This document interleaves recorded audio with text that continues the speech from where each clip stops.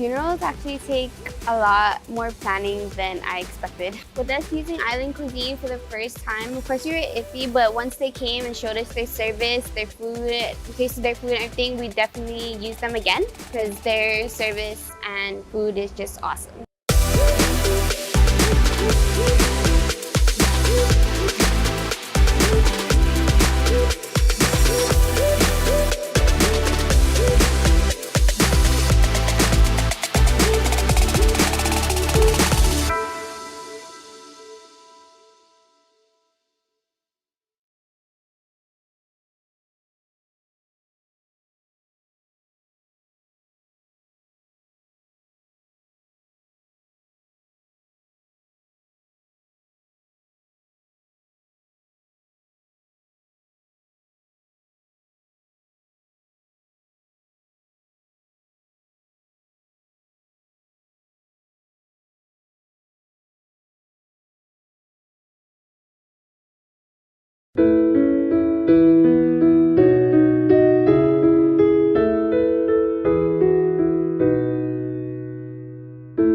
I'll ride with the horses, I'll swim through the sea, I'll climb to the mountain tops, won't you come follow me?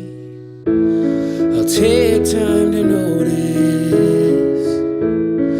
all that I see, and after I've come so far, you know where I'll be. I'll fly away, fly away, fly away, fly away home. I'll fly away, fly away, fly away, fly away home.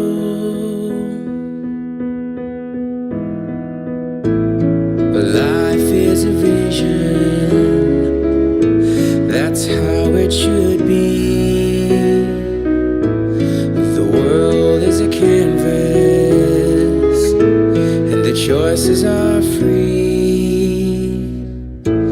At the end of the journey, where all is complete,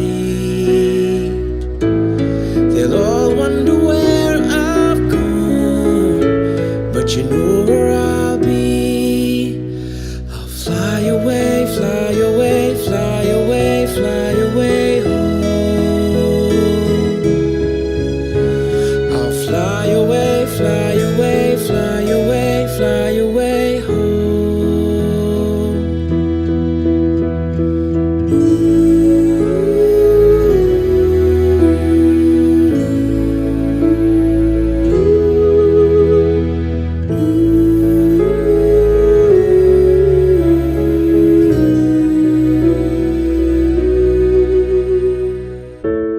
Our dreams last forever, for all that we know. The roads come together, and that's where we'll go.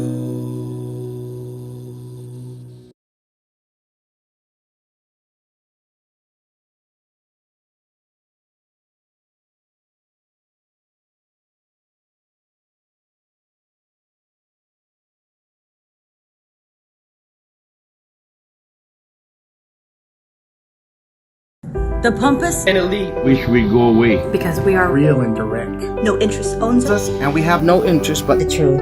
Together we are exposing. corruption. Together we will reform criminal justice Together, We are fighting violence against women and children. We here at Kandit will shine the light. on every corner of darkness. Together, we are giving a voice to the voiceless. and forgotten. Stay lit. Together.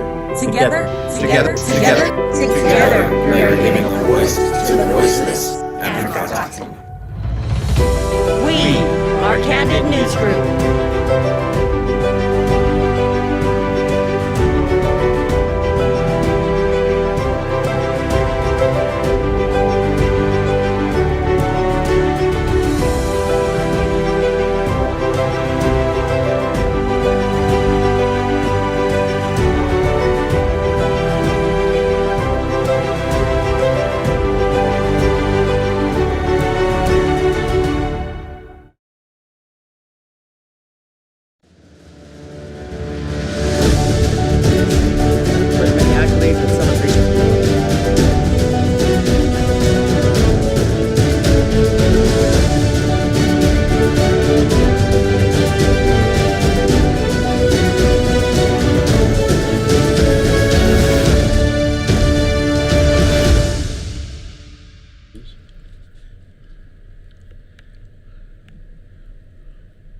Buenos.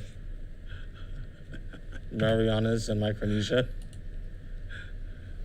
And to whoever at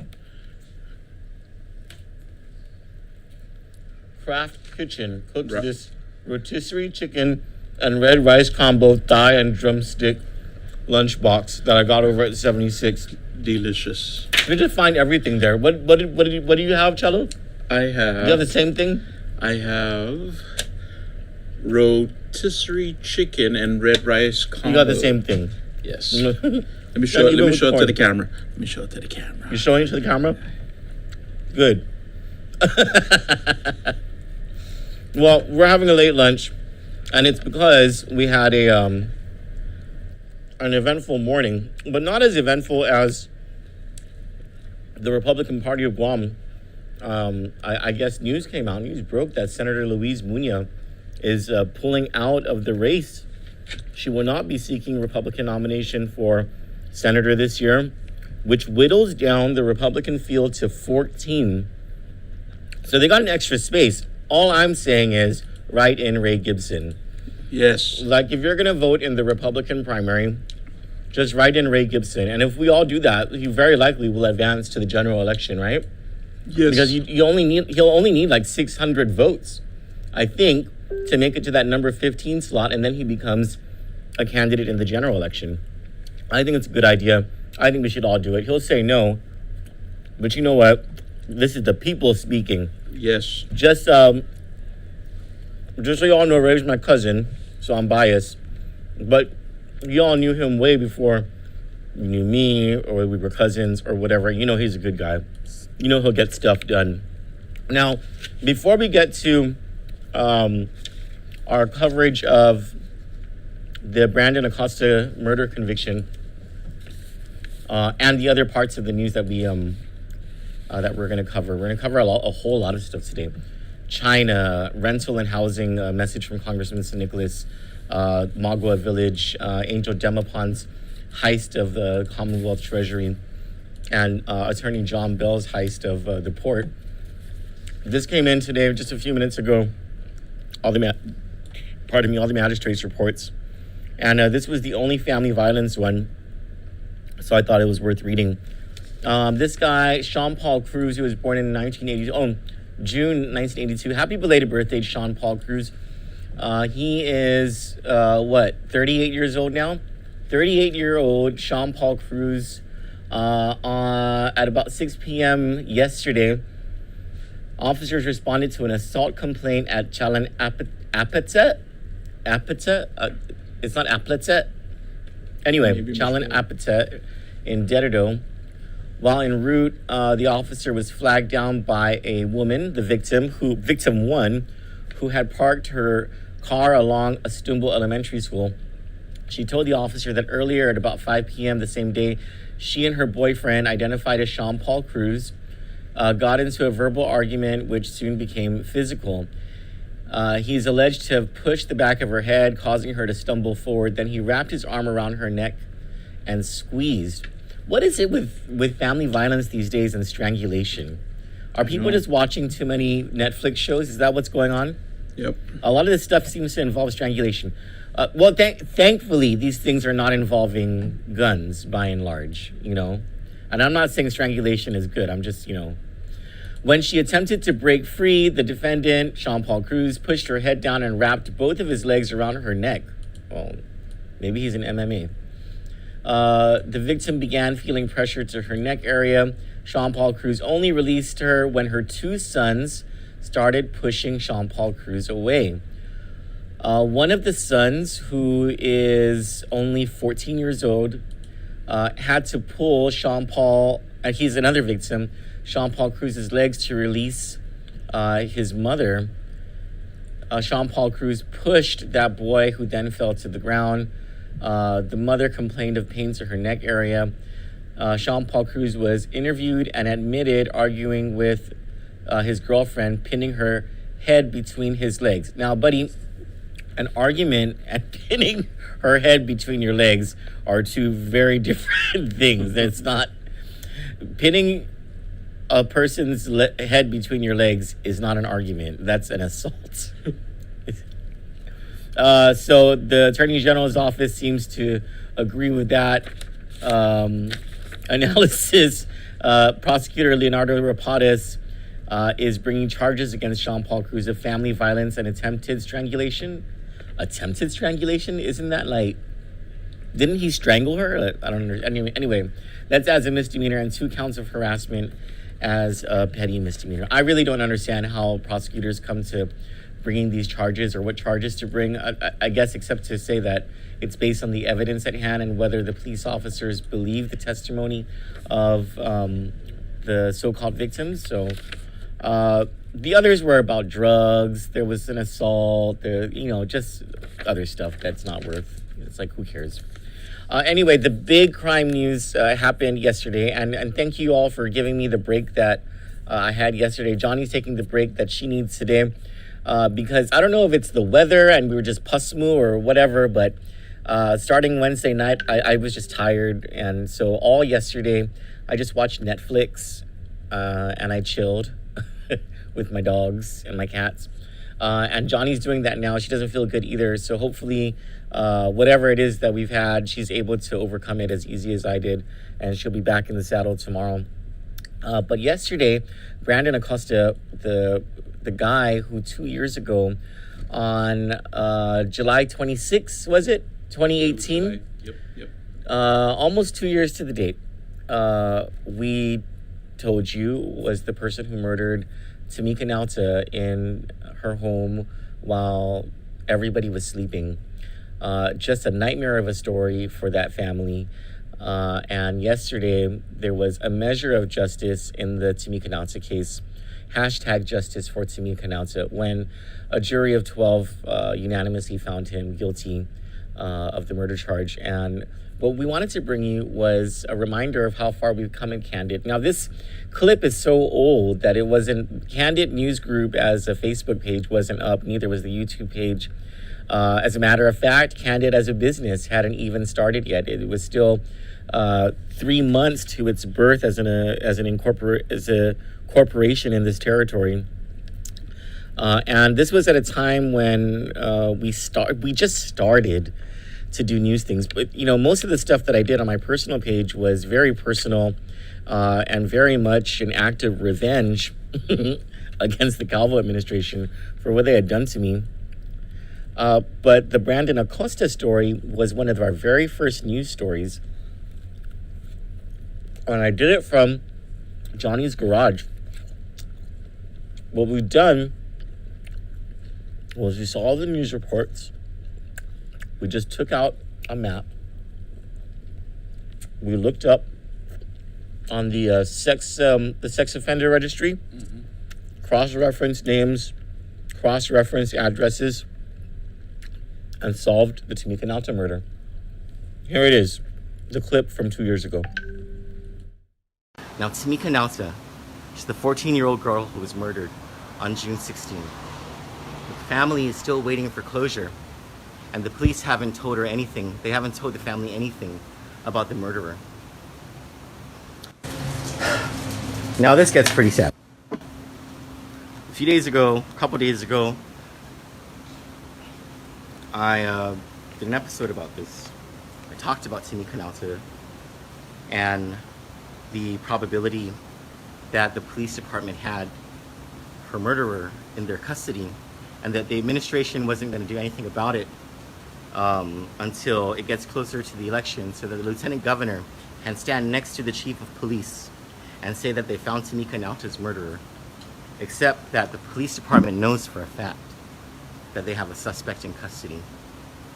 Because on Chalancota, where Tamika Nalta lives, let me just diagram this for you.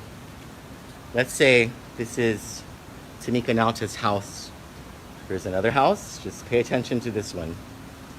Another house, another house, another house. This is not like an urban area of Waisengsong. This is a more rural area, very small area. You have to know the area. You have to go into the boondocks in order to reach this area.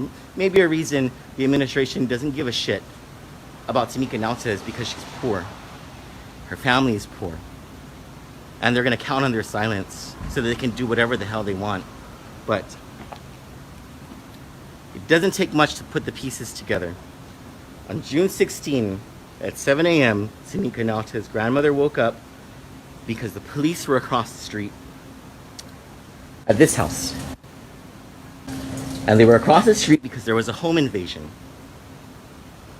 A couple days later, and that's when they woke up and they went to go out, they were going to go outside. That's when the grandmother discovered Tamika Nalta's body, lifeless in her room. And it was a brutal sight. Now,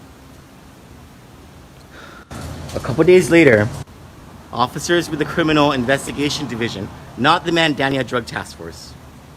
This is very important. It's the Criminal Investigation Division. It's the one division at GPD that had one priority during this time, and that was to solve the murder of Tamika Nalta.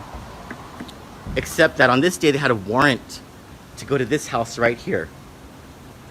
And that warrant was about drugs, yet the Mandania Drug Task Force wasn't the one dispatched to this area.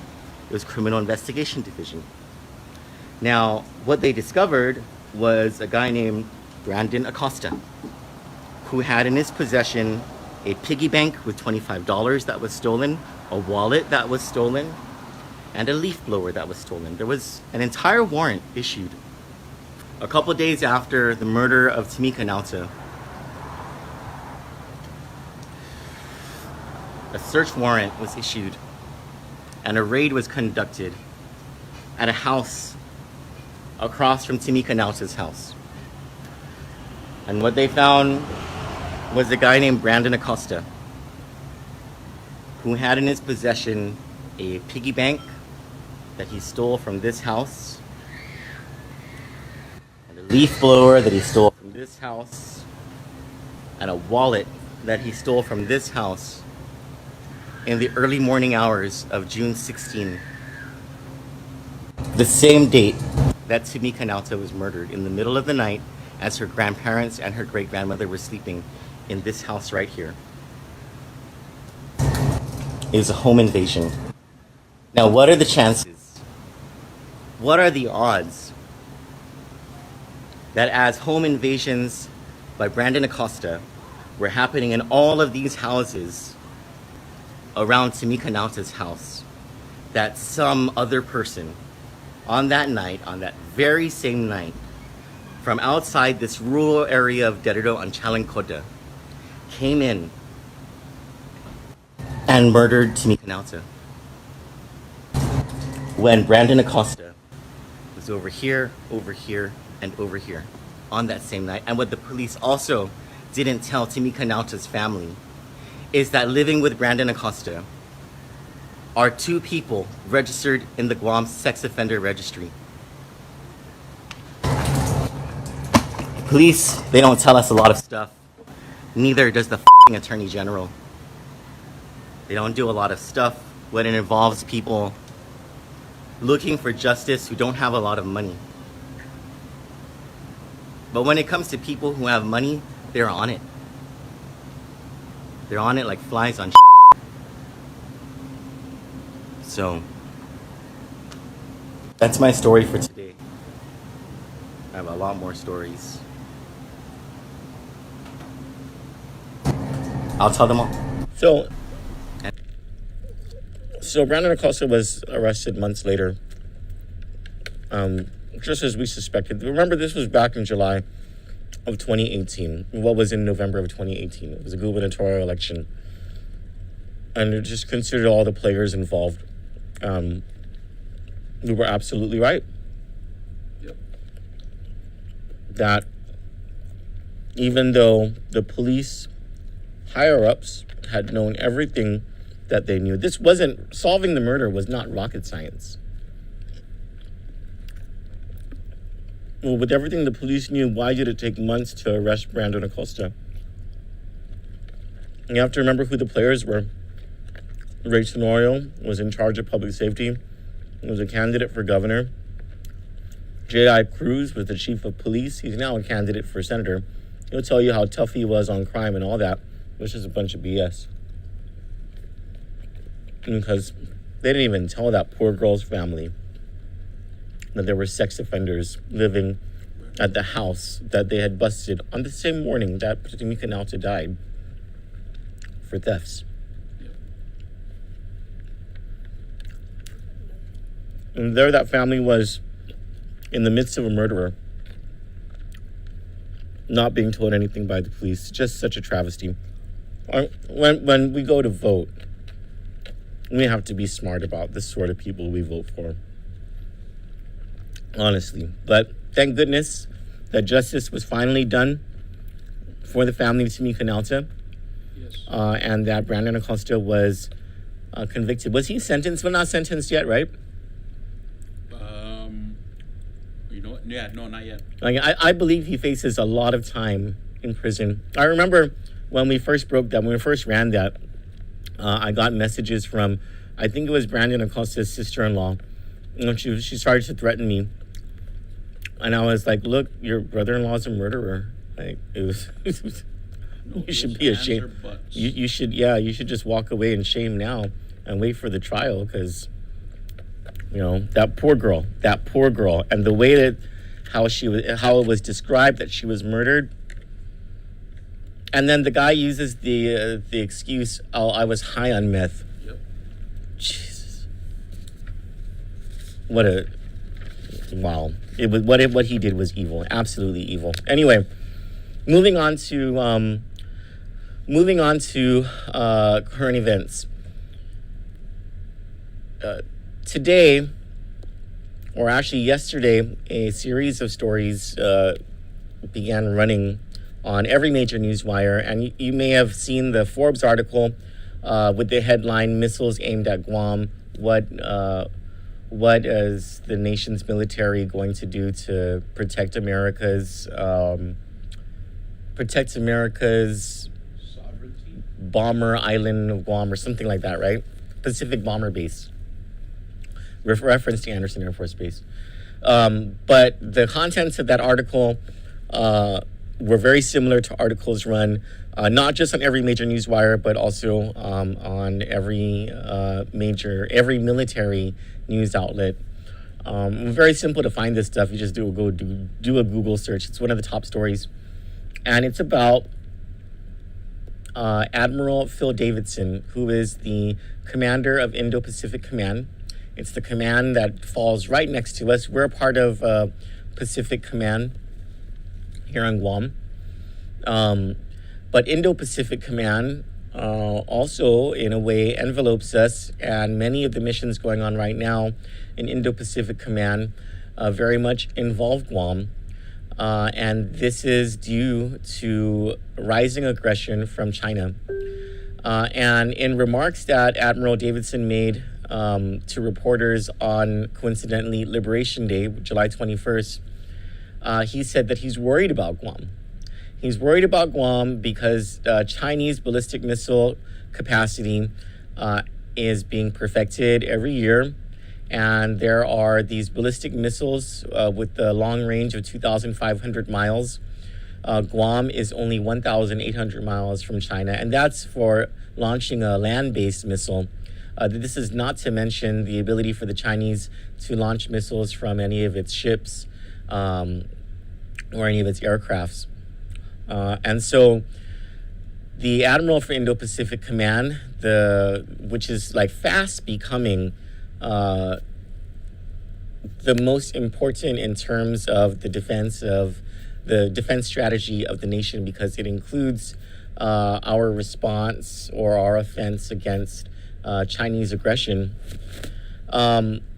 This comes weeks now. It's been a couple of months now since the United States military sent 2 aircraft carriers. For the first time since 2014, 2 aircraft carrier strike groups have been called to the South China Sea in what are called dual carrier exercises. That's a euphemism for China's a problem, and we need to show American might and force wherever it is that the China is becoming a problem. And so the increasing problem has been surrounding the South China Sea. And so Admiral Davidson, he comes out and he says, we need to protect Guam because in the event of an American-Sino war, China can launch a few missiles and he's not so sure that those missiles won't actually make their target, which he believes would be our military base installations, especially Anderson Air Force Base. And so he says, and this was in remarks he made to reporters based on a speech that he made to Congress, a proposal that he sent to Congress months ago for a $20 billion buildup of American defenses in the Indo-Pacific region, which would include as his, quote, number one priority about $1.6 billion in buildup activities here on Guam. And mainly that would be from the Navy's Aegis Ashore Something 10. It's a ballistic missile defense system that he wants transferred over to Guam. There's a couple of these systems that you find elsewhere. I think one is in Romania and the other is in somewhere in the old Eastern European bloc. Yeah, I believe that's a picture, what you're seeing now, of the Aegis in Romania, if I'm not mistaken. And so this is not all something that's sort of all of a sudden.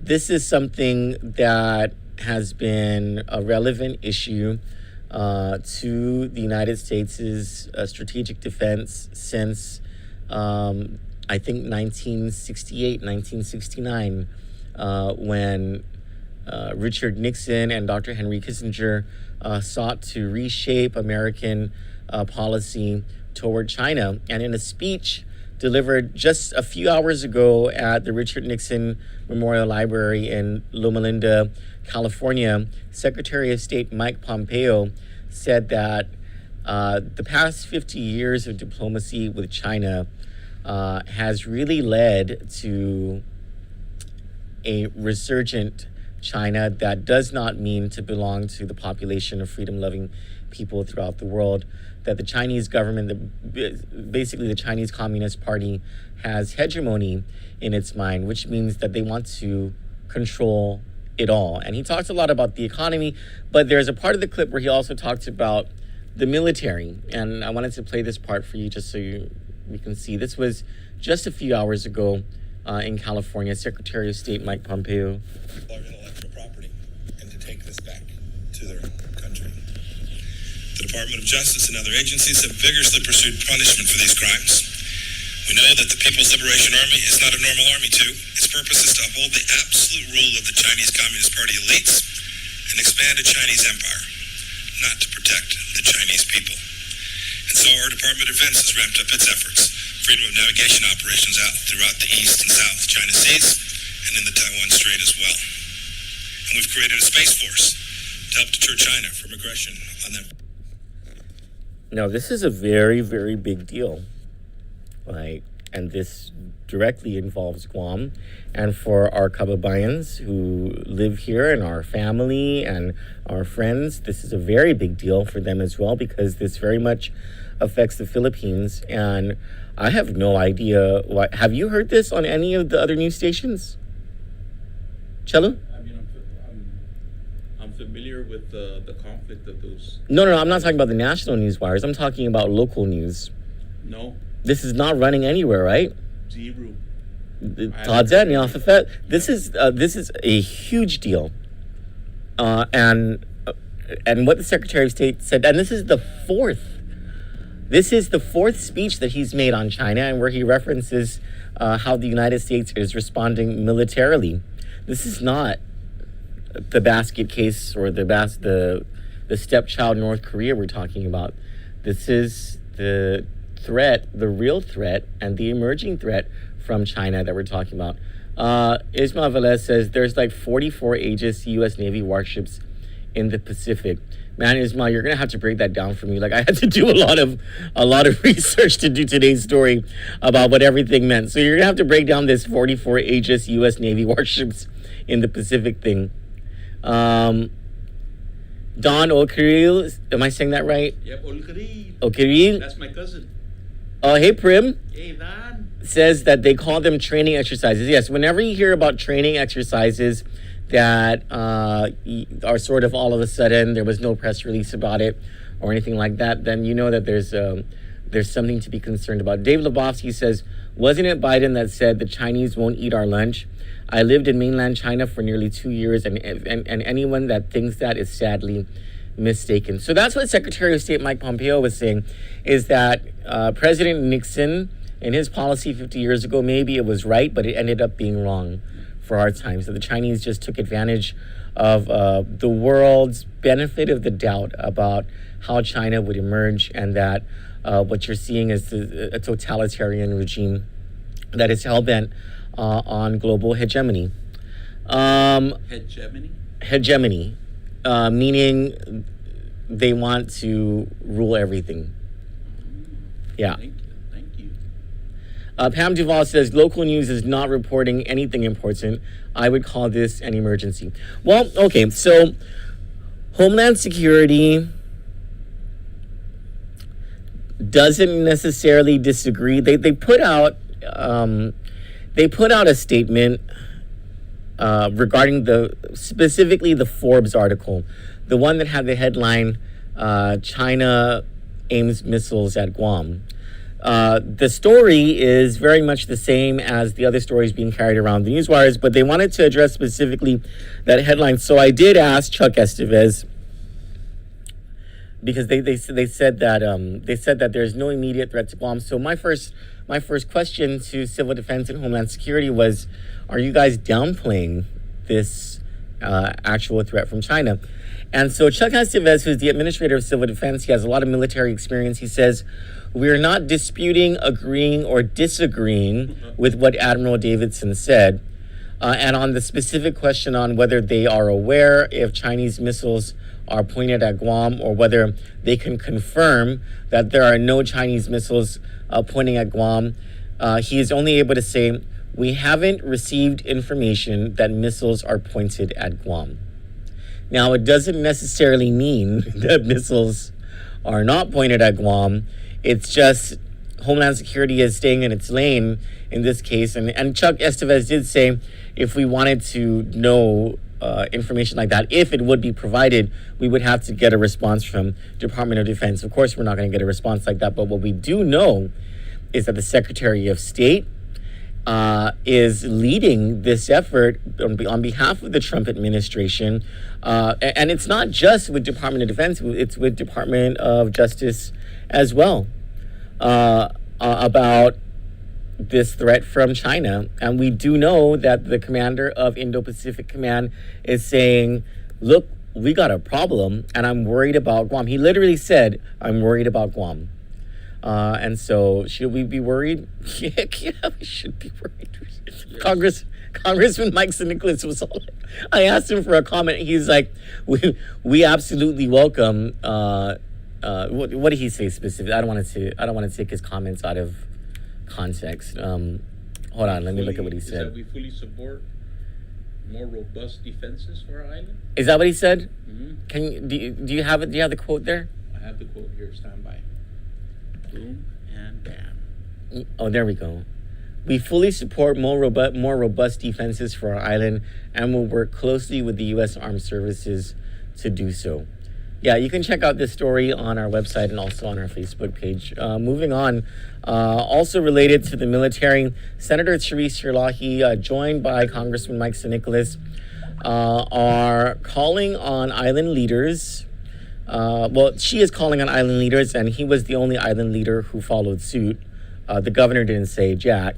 To do something to hold the military to account for its contract it made with the government of Guam back in 2011, called the Programmatic Agreement, in dealing with the unearthing of artifacts and human remains at ancient burial sites. And that's exactly what happened at the ancient village of Magua. There was what is thought to be an ancient burial site. Now, it has to go through forensics and all that stuff. Congressman Mike Nicholas is saying everyone better make sure that these, before you move forward with any construction, that these are not ancient artifacts and burial sites. If you look, that looks like a lusong, right? Yeah. In the foreground. And some fallen latte. And fallen latte. Mm-hmm. Now, in a hearing a couple weeks ago, Senator Therese Sirlahi, who is in charge of the historic preservation who has oversight of historic preservation activities, found out from the state historic preservation officer that these activities had occurred, and according to the National Environmental Protection Act, or the NEPA, which governs the programmatic agreement, and the National Historic Preservation Act, there are certain things that need to be done to make sure you're not desecrating sites like this. So they've called on, oh, look at my stomach. Look at the desecration of the camera. My stomach, Jesus Christ. They're calling on the powers that be to make sure that this site is preserved as much as can be for future generations. Senator Sri Srilahi even saying that this is something that needs to be open for our future generations to be able to visit and view in later years. Now, moving on to a more national news, Congressman Mike Nicholas recently addressed a Senate hearing, and he zoomed in. I believe it's a House Committee on Financial Services meeting. And this was about the HEROES Act. You know what? I'm pretty sure this is a Senate meeting, actually, because this is about the HEROES Act, and it's passed the House. It's in the Senate, and one of the things that the HEROES Act does is it provides relief for renters and people who have mortgages. And the congressman has this back and forth, and here, well, let's play it now. Which is the Headquarters' effort to provide rental and mortgage assistance. The loss of moratoriums, the loss of the $600 unemployment support, and the loss of forbearance that pretty much will be expiring over the coming months. That's all going to have a triple whammy effect on the housing market. And we've been hearing stats and we've been hearing data on the number of Americans that are going to be impacted. My chairwoman very wisely focused her opening questions on the human impact and the impact on families. I wanted to follow up as her vice chair on how that will spill into the greater housing market and whether or not we could see a repeat of the 2008 crisis from the bottom up rather than the top down. And so, Secretary Reich, if you can give us your perspective on the potential risks that the housing market in general is going to be looking at if we don't come up with a solution in time. Congressman, let me underscore one point you just made, and that is that the CARES Act has worked fairly well. And you don't try to argue with success to that respect. But one big problem is that we know that 32% of Americans, almost a third of all Americans, have missed either their rental payments in July or their mortgage payments in July. And when you face that kind of a record number of people who are behind in rental and or mortgage payments, you are flirting with a crisis that is much larger than we've had at any time to date, much larger than the potential crisis we faced with regard to the Great Recession.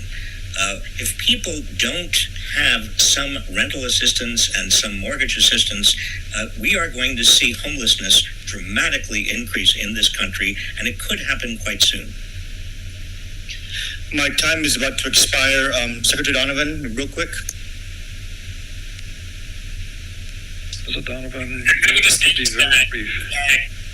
Both the financial system that supports our housing market is the single largest financial system in the world, and as Secretary Reich said, the ripple effects potentially of an even greater economic calamity are enormous. I would also just point out that on a day-to-day basis, we have individuals and families that are making the most brutal choices. One of the things that we haven't talked about today is the provisions to increase that you is the single most powerful I mean, okay, first of all, yeah, does this sound familiar to anyone? How June went by, and thank goodness that there was a public health emergency because you weren't able to pay your rent or your mortgage. And so because there's a public health emergency, because the president said so and the governor said so, you can't be evicted. how many people is that true for the month of May, even April, and how many people is that going to be true for the month of July and going into August? And the congressman points out the FPUC program, the larger of the unemployment assistance programs, actually runs out at the end of this month, and there hasn't been an answer for what's going to happen after July 31. And as soon as the national public health emergency ends, there's going to be this call. People are going to call it in. And how cool is it that the congressman from Guam, who has no vote in the United States Congress, is able to get this interaction with two members of the Trump administration, their cabinet secretaries, admitting to very much what is the struggle on Guam and throughout the nation, and with a Democrat also at that. Congressman Nicholas just doing such a fantastic job for Guam. Hopefully the people in Congress see things his way. And before we move on to a couple of announcements and our bigger stories today, Ismail says, this crap with China needs to end. I really need a new phone, and that iPhone 12 with 5G looks pretty dope. Maybe if China moves in, we can finally get rid of the Grand Theft Authority, GTA, since their 4G equals no G in the cell. Ismail, you have to get IT&E. They work in IT&E is like honestly the best cellular coverage ever. Ismail says truth missiles have been aimed at Guam since the 1970s. Interesting. Gus Jasangas says, Ismail first says China ordered U.S. consulate in Chengdu to close. Well, that's probably in response to the United States ordering the Chinese embassy in Houston to close. And responding to that, Gus Jasangas says that's right after China consulate in Houston was told to leave. That's okay. There we go. Don Okri says, I'm saying that wrong, aren't I? The thing about the military is that they tell you most capabilities, but not all on weapon systems for protection against enemies to build weapons to defeat them. Gus says China is after major ports around the world. Pam Duvall says very correctly, they own properties in Saipan. They also seem to own the tourist administration in Saipan. And speaking of Saipan, July is Bereaved Parents Awareness Month. According to a story by Tanya Marie Mendiola, every year in July, the community of bereaved parents advocate on what they go through after the loss of a child. They discuss the physical and mental issues during their time of grief. They come together to support one another. Before I read the rest of this, I can't imagine what it is to be a parent because I'm not a parent. I cannot imagine the ups and downs, and the wonderful world that it must be to be a parent, and maybe even the disastrous world it can be sometimes to be a parent. But I'm sure what none of us can imagine or want to imagine unless we've already been through this is to have lost a child. And July, this month, is Bereaved Parents Awareness Month. And these parents want to raise awareness about what it is that they go through. And from my understanding, from the people whom I've talked to who have lost children, the number one thing that they want to get out there is how to not lose children, and how, in whatever way that is, whether it's through sickness or through accidents that can be avoided, or putting children being in dangerous situations. So continuing with the announcement, to commemorate Bereaved Parents Awareness Month, they will hold a walk to remember on July 24 at 5 p.m. Participants will gather at The Shack. That's Glenn Hunter's place, right? The Shack over in Saipan. And take a walk along the beach. Paradise Denso will be providing water. Please feel free to bring a snack to share. Bereaved parents are welcome to bring pictures of your child. Wow, that's really hard. The community is invited to show support to the parents who have lost a child. So, I know there's a lot of bad stuff happening in the CNMI. This can be one thing that sort of balances the world out. If you go to the Shack at 5 p.m., today's the 24th, right? At 5 p.m. today, to walk with these parents, to look at the faces of their children in these pictures, to stand there with them in solidarity, to walk with them in silence, or to talk with them, or to cry with them, or to joke with them and lift their spirits and to pray with them. It would just be such a fantastic thing. For anyone who's in Saipan, today at 5 p.m., do your soul a favor and go to the shack and take a walk with these parents and talk to them. I'm sure it will be a sunset to remember. And then moving on now that's like on the nice side of Saipan. Now let's get to the ugly side of the Saipan government, and that is this. We recently got some documents from Saipan. Now, as the special committee in the House investigating the expenditure of federal funds goes through a whole bunch of documents, what's come about. Hang on. Go ahead and go to my screen. Here is an invoice certified and approved for payment by Homeland Security and Emergency Management over in the Commonwealth government to a company called Oh My Grill, or OMG. And this was for the provision of lunch plates that had red rice, smoked ribs, mac salad, tatitas, and finadeni at a unit price of $8 per plate, with 53 plates apparently delivered, $424. This was on March 28, 2020, the very beginning of this public health emergency. Now, Oh My Grill is owned by Angel Demapan, who is Governor Ralph Torres's chief of staff. Yeah, this was a sole source thing too. Angel Demapan, the governor's chief of staff, who has a lot to do with making decisions on what vendors are going to be selected to provide products and services that will come out of federal funding accounts, paid himself. And it ain't just $424. It is not just $424 at all. Go to the next. Oh, shit. Oh, sorry.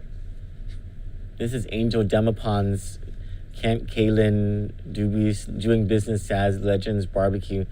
This is all provision of food for the COVID-19 emergency response effort. If you can see those amounts, look at that. $424, $584, $712, $864, $800, $1840, $1160, $1130, $1240, $2100, $1730. My goodness. Look at all this money that the Commonwealth government paid to its chief of staff at the governor's office. That's just one page. Here's the other page. Look at that. How Angel Demapan is not in jail right now, I don't know. Right. I really don't know how they're able to get away with this. This is just I don't. Mind-boggling, bro. It is mind-boggling. What the hell is going on? Look at that. Like it's unbelievable. And all of this happens at a time when they know that they're under heightened scrutiny because of the raids in Saipan last year in November. And the stories that have been coming out, the documents showing personal expenditures by the governor charged to the Commonwealth government in the form of reimbursements, utilities to his sister's house paid for by the people of the CNMI. 50, there was this conversation that was happening about how this trip that to the Northern Islands that Governor Ralph Torres took, which was largely a family and friends vacation, how it only cost $59,000 when it stands to bring in millions in tourism revenues when tourism picks up, and hopefully this Arrington showcase of the Northern Islands helps to bring tourists to the CNMI. And I was thinking about that, and I thought, when they say only $59,000, try telling that to the people who are still living in tents. from the typhoons. Try telling that it's only $59,000 to people who have lost their jobs in both the public and the private sectors. Not just because of this pandemic, but even before that, to the teachers who've had to endure cuts in pay, to the retirees whose pensions are always being threatened when the finances of the CNMI are not doing too well. And they only find out at the last possible minute because their governor lies to them about the state of CNMI finances. And only when it comes to talks about furlough and austerity and all of that stuff does this stuff surface. And here you have one of the top members of the administration, Governor Ralph Torres's right hand, Angel Demapan, his chief of staff, making money off of these federal funds that could have gone to helping people out of those tents, to not furloughing public safety officers. I don't know. It's just so terrible. Is that Angel Demapan? That's like a young picture of Angel Demapan. You know who his brother is, right? Yes. It's AJ Demapan, who is a member of Governor Lulian Guerrero's executive security. He also was Governor Eddie Calvo's executive security staff. They're brothers. How embarrassing for both Guam and the CNMI. And it's not like Guam is without its own dose of just unbelievable corruption. Go back to my screen, Chalu. What I'm showing you here is from documents that we were able to sift through in an ethics complaint before the Guam Bar Association that was made against attorney Mike Phillips and attorney John Richard Bell. And you see there those initials, right? You see JRB. JRB is John Richard Bell. DEH is Darlene E. Heighton, and MFP is Michael F. Phillips. These are the three attorneys who were working on the case against the Port 7 during the Calvo administration. And I want you to, can anyone tell me what they see is wrong with this picture? For billings, these are billings of hours and hourly rates charged to the Port Authority for work done by the law firm of Phillips and Berdallo on November 27, 2012. I'm just going to give you guys a few seconds here to tell me if you can see what the mathematical problem might be with this day's billings.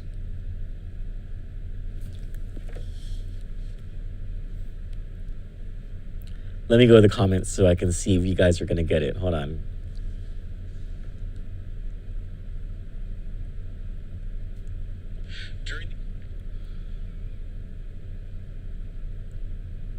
Anyone see it?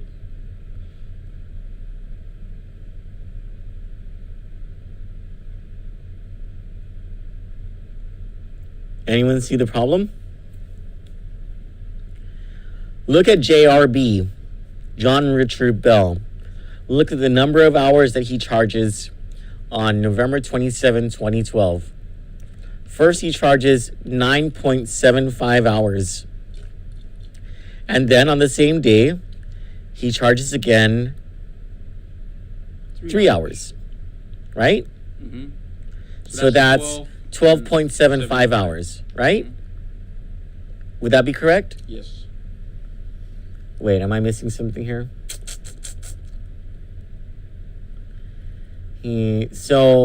All right. Then he charges 12.75 hours. That's a lot to work. Maybe he's a hard-working guy. And then he charges 11.5 hours. So that's 12. 12.75 plus 11.5 is 24.25. 24.25. 24.25. My goodness. Are there 24 hours and 15 minutes in one day? In one day? I didn't know that was actually possible. Apparently Maybe we should make a phone call in to Father Time to see whether that's possible. Maybe we should put a phone call in to the United States Attorney to see to show them. This is so these are the same people. Attorney Mike Phillips is the same guy who for years has been saying that, oh, he's just this crusader for justice against these Port 7, and he said that Mary Torres and and Vivian Leon, Bernadette Meno, and all of their ilk committed all of these crimes against the people of Guam, and yet not one shred of evidence to support that. Matter of fact, all of the evidence points to the fact that these people were innocent.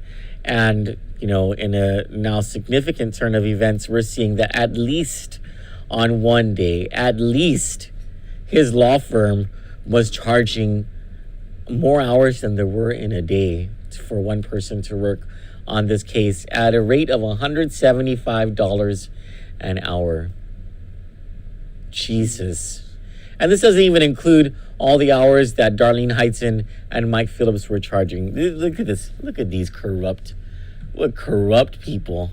My goodness. I sincerely hope that someone is looking into the illegal activity that happened on the part of Mike Phillips and Joanne Brown, who another candidate for senator. My goodness.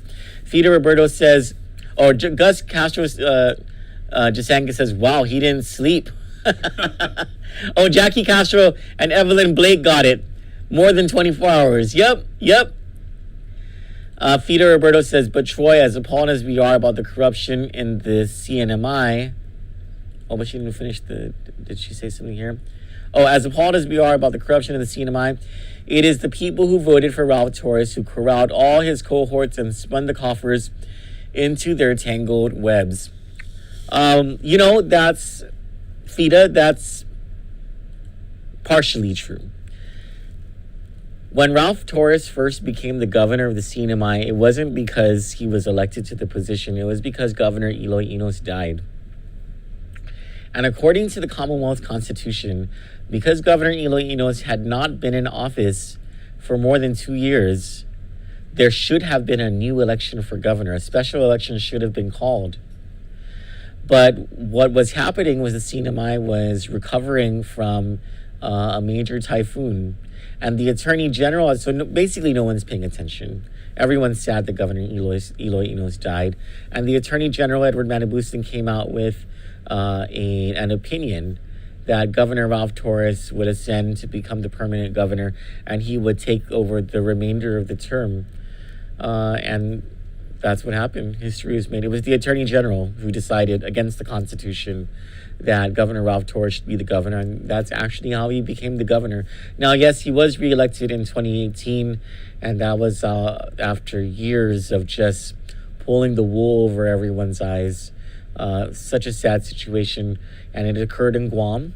You know, the Leon girl pulled the wool over our eyes, and on Sunday, we're going to get to ask a person who is in the know about the Leon Guerrero administration, but also about the Democrats in the legislature, the Democrats who are running for election, the new people who are running for election. And that's because at 7:30 p.m. Sunday night, our live guest in the studio will be Democratic Party Chairwoman Sarah Thomas Netterdag. We're so happy to have her. We're going to ask her some tough questions about the Leon Guerrero administration and the current set of Democrats in the legislature. But also we want to hear from her about some things that sometimes are glossed over, like accomplishments from the Leon Guerrero administration, like accomplishments from Democrats in the legislature, and where she thinks the election will go this year. We're going to ask her about the congressional race as well, unity in the Democratic Party. And we're also going to bring up the fact that we here at Kandit have a lot of contempt for the corruption that the previous Republican administration has brought, in the fact that there are some remnants from that corrupt Republican administration now running for the legislature and running for Congress this year. So that's an exciting interview that we will have. Great picture of Sarah. Yep, she's gonna be with us Sunday night, starting at 7:30. Please join us then. For now, I am Troy Torres for Kandit News. At our producer's desk is Eric Rosario. We might be back tonight with more news. It depends. If we're not, then we'll be back tomorrow morning for sure. Have a good day.